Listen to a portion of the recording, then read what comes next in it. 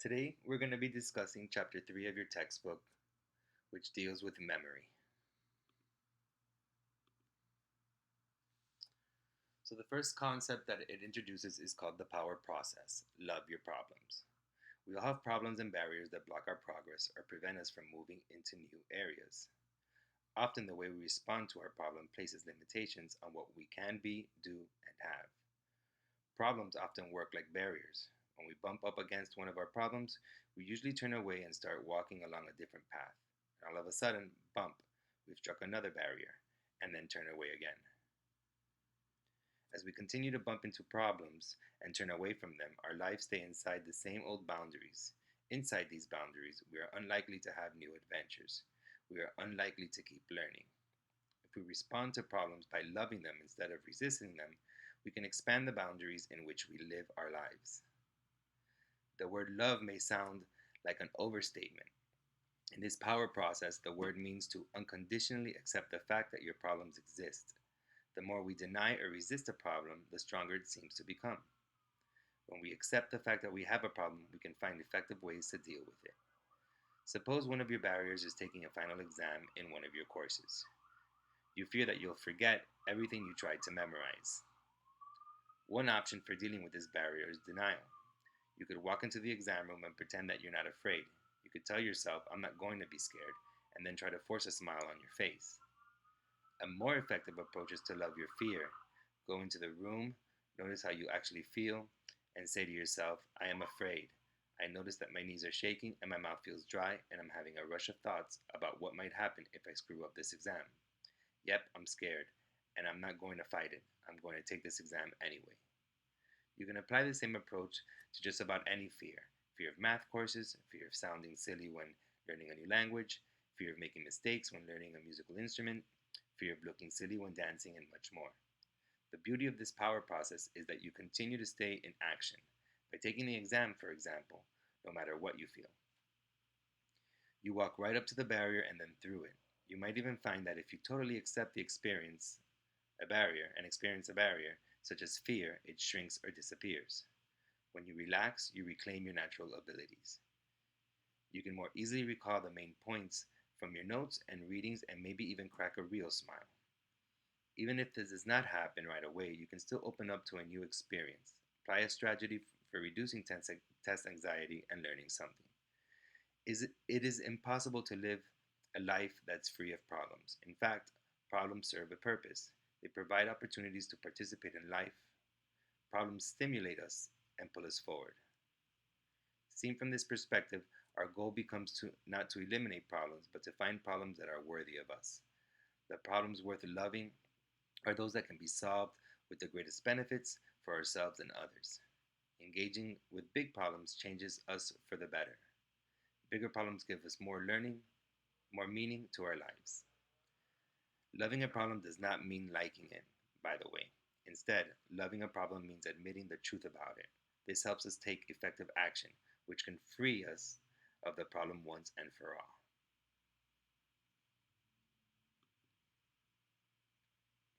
So your memory and your brain, and there's 6 key principles.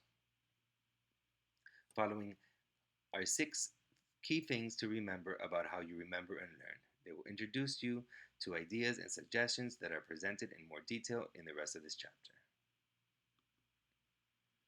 So the first principle is see memory as something you do, not something you have. Once upon a time, people talked about human memory as if it were a closet. You stored individual memories there as you would old shirts and stray socks. Remembering something was a matter of rummaging through all the stuff. If you were lucky, you found what you wanted. This view of memory creates some problems. For one thing, closets can get crowded. Things too easily disappear. Even with the biggest closet, you eventually run out of space. If you want to pack some new memories in there, well, too bad, there's no room. Brain research shattered this image to bits. Memory is not a closet. It's not a place or a thing. Instead, memory is a process that's based in the brain. On a conscious level, memories appear as distinct and unconnected mental events, words, sensations, images. They include details from the distant past, the smell of cookies baking in your grandmother's kitchen, or the feel of sunlight warming your face through the window of your first grade classroom. On a biological level, each of those memories involves the millions of brain cells or neurons firing chemical messages to one another. If you could observe these exchanges in real time, you see regions of cells all over your brain glowing with electrical charges at speeds that would put a computer to shame. When a series of brain cells connect several times in a similar pattern, the result is a memory. Psychologist Donald Hebb explains it this way: neurons which fire together wire together. It means that memories are not really stored. Instead, remembering is a process in which you encode information as links between active neurons that fire together. You also decode or reactivate neurons that, that wired together in the past. Memory is the probability that certain patterns of brain activity will occur again in the future. In effect, you create a memory each time you recall it. Scientists tell us that the human brain is plastic. Whenever you efficiently encode and decode, your brain changes physically. You grow more connections between neurons. The more you learn, the greater the number of connections. For all practical purposes, there's no limit to how many memories your brain can process. Knowing this allows you to step out of your crowded mental closet into a world of infinite possibilities. The next principle is to remember that this memory process works in stages. The memory process consists of a series of events. To make the most of your memory, apply an appropriate memory strategy when one of these events takes place. So pay attention to sense experiences. It says move senses experience into short-term memory, encode for long-term memory, and decode important information on a regular basis. So when pay attention to sense experiences, it states that memories start as events that we see, hear, feel, touch, or taste. Memory strategies at this stage are about choosing where to focus your attention. Move senses experience a short-term memory. Sensory memories last only for a few seconds. If you don't want them to disappear, then immediately apply a strategy for moving them into short-term memory, such as reciting the information to yourself several times. Short-term memory is a place where you can hold those fleeting sensory memories for up to several minutes. Encode for long-term memory. If you want to recall information for more than a few minutes, then wire the new neural connections in a more stable way. This calls for a more sophisticated memory strategy, one that allows you to refire the connections for days, weeks, months, or even years into the future. And finally, decode important information on a regular basis. The more often you recall information, the more stable the memory becomes. To remember it, retrieve it.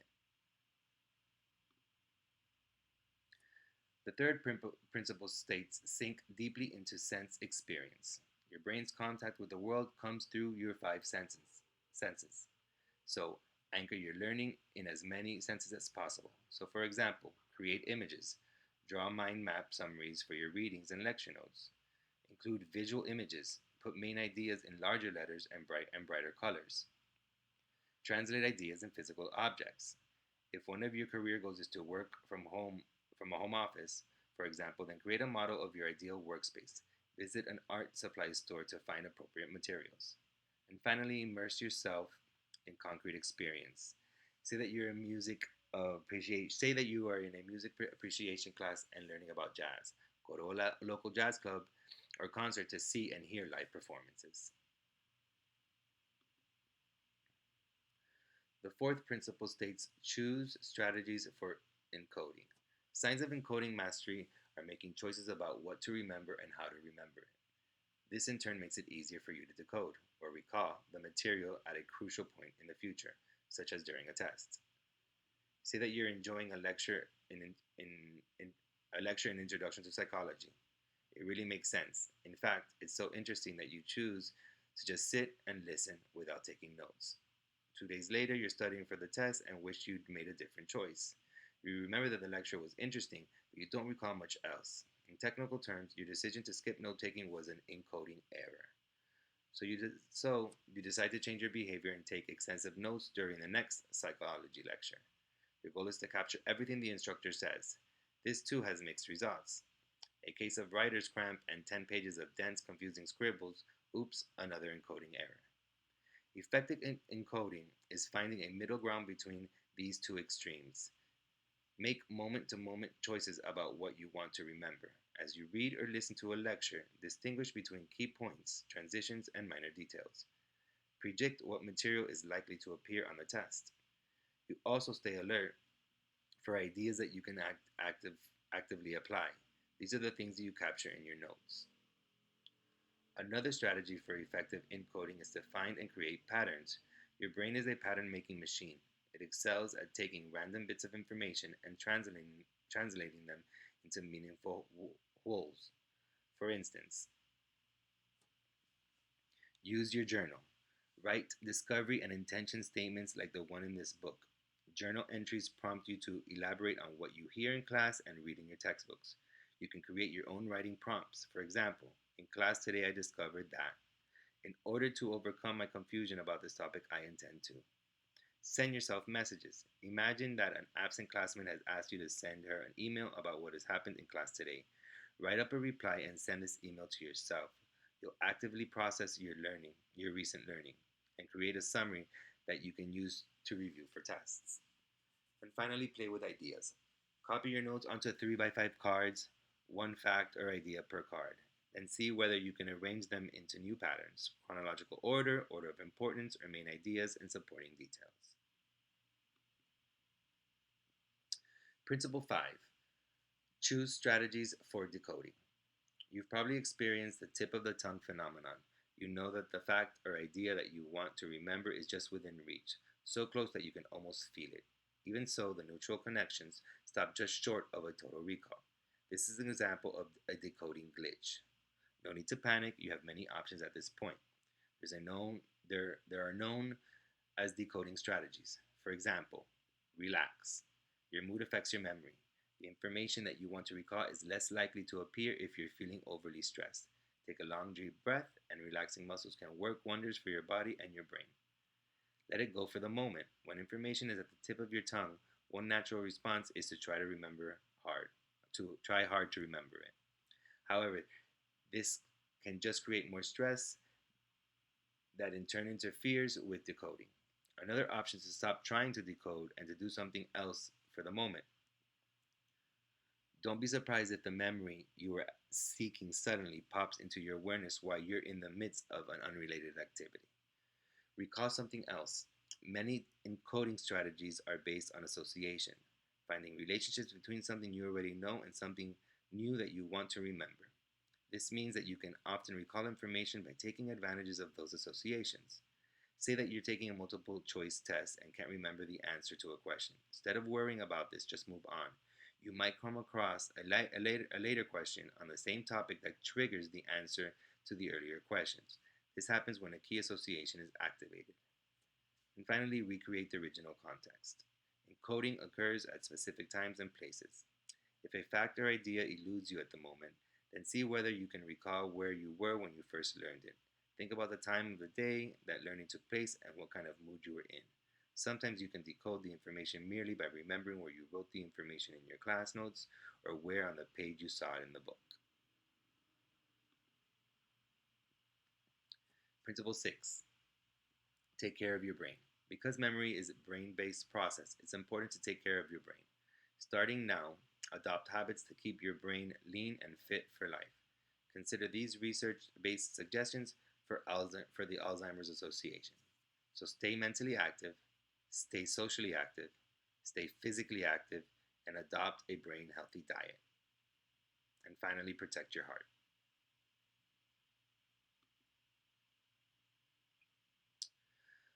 So onto the memory jungle. Think of your memory as a vast, overgrown jungle. This memory jungle is thick with wild plants, exotic shrubs, twisted trees, and creeping vines. It spreads over thousands of square miles, dense, tangled, forbidding. In the jungle, there are animals, millions of them. The animals represent all the information in your memory.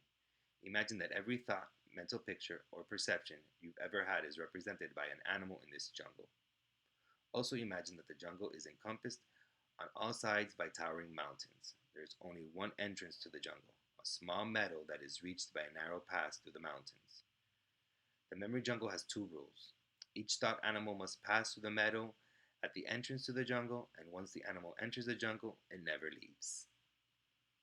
Every single event ever perceived by any of your five senses sight, touch, hearing, smell, or taste, is a thought animal that passed through the meadow and entered the jungle. Some of the thought animals, such as the color of your seventh grade teacher's favorite sweater, are well hidden. Other thoughts, such as your cell phone number or the position of the reverse gear of your car, are easier to find. The meadow represents short term memory. You use this kind of memory when you look at a telephone number and hold it in your memory long enough to make a call. Short term memory appears to have a limited capacity. The meadow is small and disappears fast. Animals pass through the meadow quickly. The jungle itself represents long term memory. This kind of memory allows you to recall information from day to day, week to week, and year to year. Remember that thought animals never leave the long term memory jungle. The following visualization can help you recall useful concepts about memory. So, visualization one, a well worn path. Imagine what happens as a thought, in this case, we'll call it an elephant, bounds across short term memory and into the jungle. The elephant leaves a trail of broken twigs and hoof prints that you can follow. Brain research suggests that thoughts can wear paths in the brain. These paths consist of dendrites, string like fibers that connect brain cells. The more these concepts are activated, the easier it is to retrieve the thought. In other words, the more often the elephant retraces the path, the clearer the path becomes. The more often you recall information and the more often you put the same information into your memory, the easier it is to find. When you buy a new car, for example, the first few times you try to find reverse, you have to think for a moment. After you have found the reverse gear every day for a week, the path is worn into your memory. After a year, the path is so well worn that when you dream about driving your car backwards, you even dream the correct motion for putting the gear in reverse.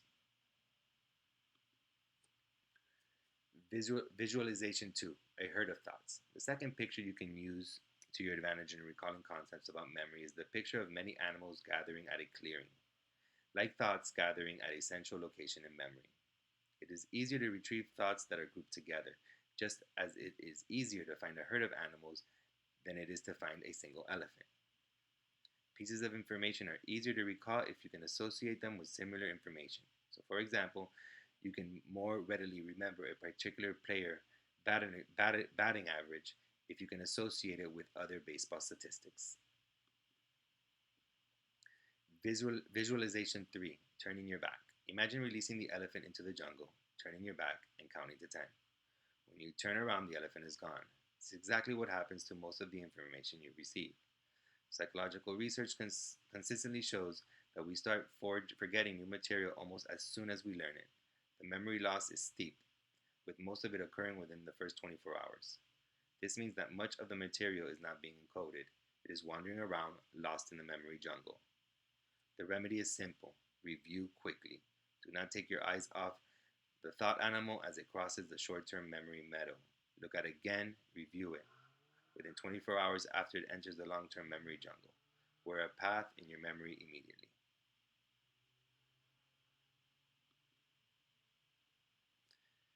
Visualization 4, directing the animal traffic. The fourth picture is one you are in. You are standing at the entrance of the short-term memory meadow, directing herds of thought animals as they file through the paths across the meadow and into your long-term memory. You are taking an active role in the learning process. You are paying attention. You are doing more than sitting on a rock and watching the animals file past into your brain. You have become part of the process, and in doing so, you have taken control of your memory.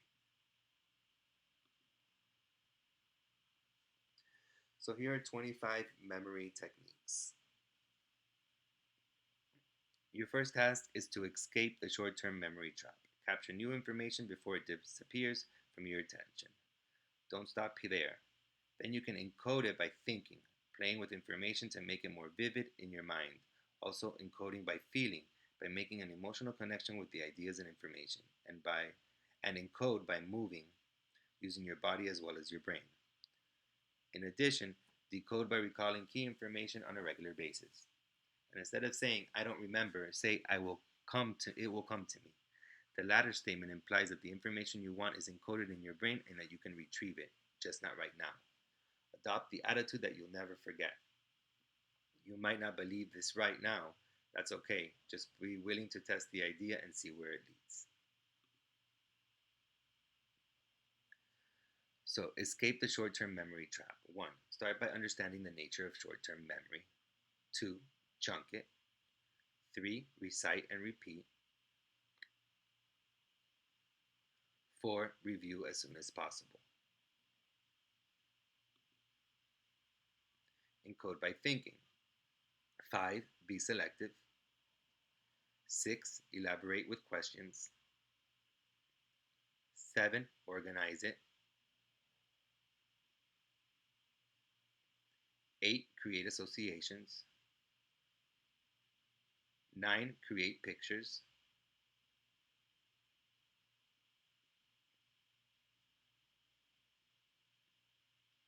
10. Restate it. 11. Write it down. 12. Make flashcards. 13. Overlearn. 14. Intend to remember. Encoding by feeling. 15. Make friends with your amygdala. 16. Relax. 17. Use your times of peak energy. 18. Be aware of attitudes. 19. Relate the material to a personal goal. Encode by moving. 20. Sit at a full attention, stand up and move. 21. Use it. Recall it. 22. Distribute learning. 23. Remember something else. 24. Recall it often. And 25. Teach it. So I'll leave it up to you guys to go back to these memory techniques and read in further detail. Just wanted to highlight the 25 that were highlighted in your textbook.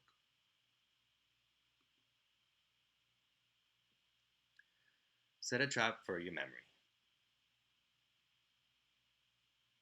Say that you're walking to class and suddenly remember that your accounting assignment is due tomorrow. If you wear a ring, then switch it to a finger on the opposite hand. Now you're trapped. Every time you glance at your hand and notice that you switched the ring, you get a reminder that you were supposed to remember something else. If you empty your pockets every night, put an unusual item in your pocket in the morning to remind yourself to do something before you go to bed. So, for example, to remember to call your younger sister on her birthday, pick an object that reminds you of her, a photograph, perhaps, and put it in your pocket. When you empty your pocket that evening and find the photo, you are more likely to make the call. Everyday rituals that you seldom neglect, such as feeding a pet or unlacing your shoes, provide opportunities for setting traps. So, for example, tie a triple knot on your shoelace as a reminder to set an alarm for your early morning study group meeting. You can use imagery traps. To remember to pay your phone bill, visualize a big, burly bill collector knocking on your front door to talk to you about how much you owe. The next time you arrive at your front door, you'll be glad that you got there before he did. You still have time to make your payment. Mobile devices work well for setting memory traps as well. To remind yourself to bring your textbook to class, for example, set an alarm on your cell phone to go off 10 minutes before you leave the house. Visualize yourself picking up the book when the alarm goes off.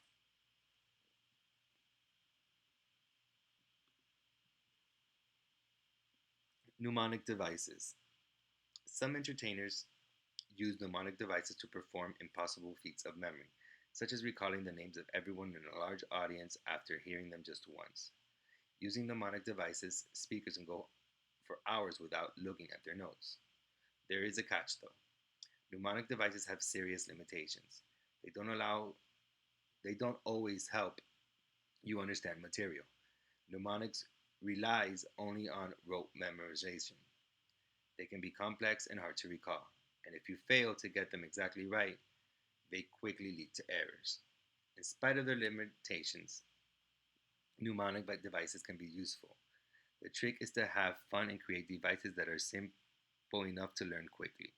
There are 5 main types of mnemonic devices. There's new words, creative sentence, rhymes and songs, the LOCI system, and the PEG system. So make up a new word. Acronyms are words created from initial letters of a series of words. Examples include NASA and laser. You can make up your own acronyms to recall a series of facts. A common mnemonic acronym is Roy G. Biv, which has helped millions of students remember the colors of the visible spectrum: red, orange, yellow, green, blue, indigo, and violet. IPMAT helps biology students remember the strategies of cell division: interphase, prophase, metaphase, anaphase, and telophase. Skill can help you recall the organs of the human bodies that excrete waste: skin, kidneys, intestines, liver, and lungs. Ocean helps psychology students recall the five major personality factors: open mindedness, conscientiousness, extroversion, agreeableness, and neuroticism. So, those are just examples of different mnemonic ways. So, use creative sentences. Acrostics are sentences that help you remember a series of letters that stand for something. For example, the first letter of the words in each sentence, "Every good boy does fine," are the music notes for the lines of the treble clef staff. In biology, you might be required to memorize the major categories of living things in an animal world. So, kingdom, phylum, class, order, family, genus, species, variety. Believe it or not, there's a creative sentence for that. Kings play cards on fairly good soft velvet. The next one would be create rhymes and songs. Madison Avenue advertising executives spend billions of dollars a year on advertisements designed to burn their message into your memory. The song "It's the Real Thing" was used to market Coca-Cola despite the soda's artificial ingredients. Rhymes have been used for centuries to teach basic facts. Here's one that has helped many students on spelling tests: I before E except after C, or when sounding like A, as in neighbor or way. To remember how many days are in each month of the year, you can say 30 days have September, April, June, November. All the rest have 31 except February alone. So the next one is the LOCI system. The word LOCI is a plural of locus, a synonym for place or location. Use the LOCI system to create visual associations with familiar locations. Unusual associations are the easiest to remember. So the LOCI system is an old one. Ancient Greek orators used it to remember long speeches, and politicians use it today. So, for example, if a politician's position were that road taxes must be raised to pay for school equipment, his LOCI visualization before his speech might look like the following. First, as he walks to the door of his house, he imagines a large porpoise jumping through a hoop. This reminds him to begin by telling the audience the purpose of his speech. Next, he visualizes his living room floor covered with paving stones, forming a road leading into the kitchen. In the kitchen, he pictures dozens of school children sitting on the floor because they have no desks. And now it's the day of the big speech. The politician is nervous. He's perspiring so much that his clothes sticks to his body. He stands up to give the speech and his mind goes blank. Then he starts thinking to himself, I can remember the room in my house. Let's see, I'm walking in the front door, and wow, I see a porpoise. That reminds me to talk about the purpose of my speech. And then the road is leading to the kitchen. Say, what are all those kids are doing on the floor? Oh yeah, I remember. I have no desk. We need to raise taxes for the roads to pay for the desks, the student stuff they need in the classroom. And the PEG system. The PEG system is a technique that employs keywords that are paired with numbers. Each word forms a peg on which you can hang mental associations. To use the system effectively, learn the following peg words and their associated numbers as well. So bun goes with 1, shoe goes with 2, tree goes with 3, door goes with 4, hive goes with 5, sticks goes with 6, heaven goes with 7, gate goes with 8, wine goes with 9, and Ben goes with 10. You can use the PEG system to remember the Bill of Rights, the first 10 amendments to the U.S. Constitution. So, for example, Amendment number 4 is about protection from unlawful search and seizure. Imagine people knocking at your door who are demanding to search your home. This amendment means that you do not have to open your door unless the people have a proper search warrant.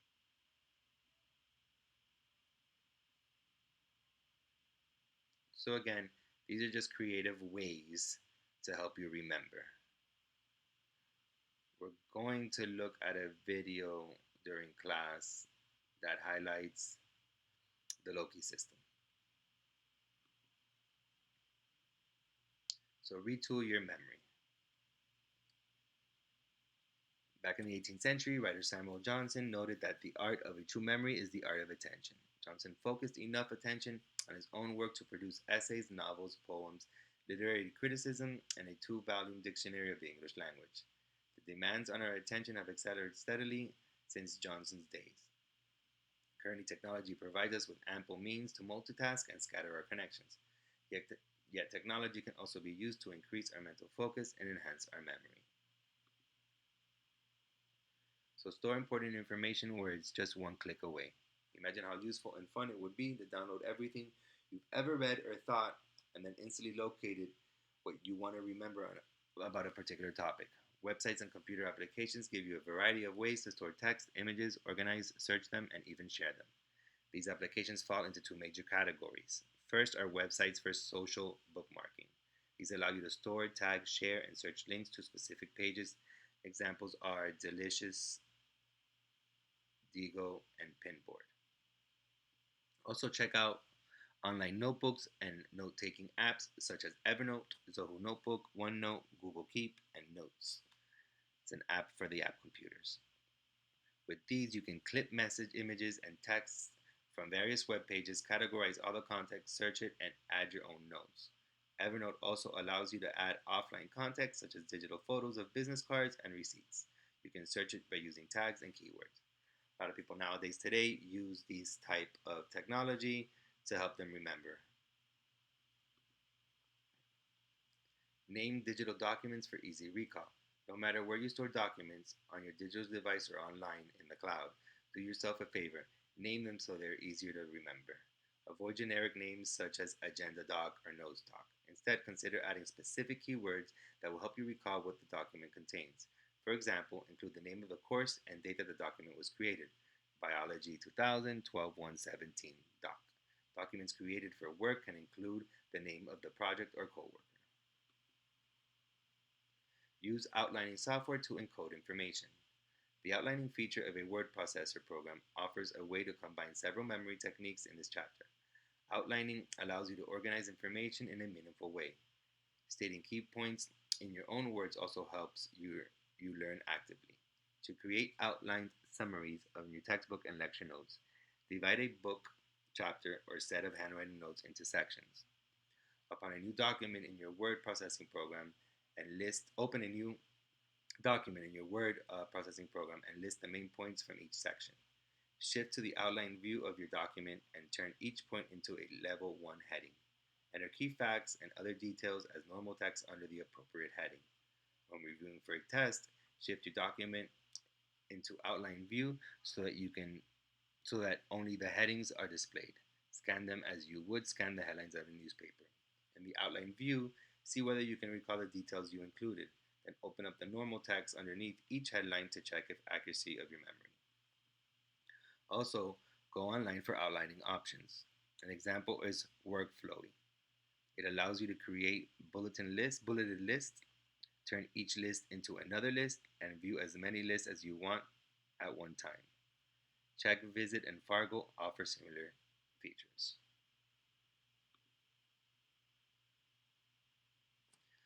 So make conscious choices about what to remember.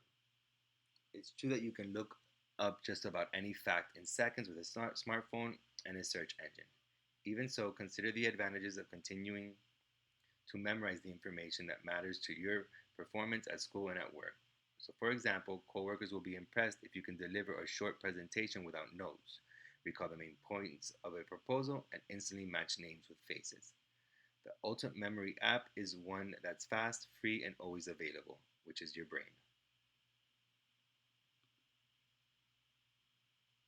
Remembering names. Recite and repeat in conversation. Ask the other person to recite and repeat. Visualize. Admit you don't know. Introduce yourself again. Use associations. Limit the number of new names you learn at one time. Ask for photos. Go early. Make it a game. Use technology. And intend to remember.